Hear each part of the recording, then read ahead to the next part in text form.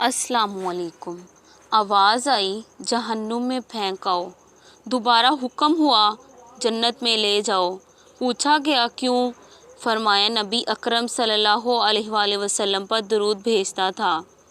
وہ جب دیکھتا ہے تمہیں زار زار روتے ہوئے، وہ جب دیکھتا ہے تمہیں تڑپ سے کچھ مانگتے ہوئے، وہ جب دیکھتا ہے تمہیں ناممکن کے باوجود بھی اس پر یقین رکھتے ہوئے، وہ جب دیکھتا ہے تمہیں صبر کی آخری حدوں پر بھی اس کا در کھٹکھٹاتے ہوئے، تب وہ تمہاری عرض سن لیتا ہے، تب اللہ کن کہہ دیتا ہے۔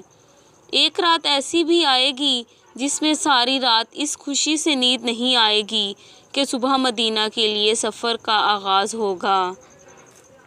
اللہ سن رہا ہے تمہاری پکار، وہ جانتا ہے سب دل کا حال، وہ واقف ہے اس تڑپ سے، بس تمہاری یقین کو آزما رہا ہے، تمہیں دعا اور صبر کرنا سکھا رہا ہے۔ معجزے تو تمہارے نصیب کا حصہ ہیں اب، کیونکہ اللہ اس آزمائش کے ذریعے تمہیں محبوب بنا رہا ہے۔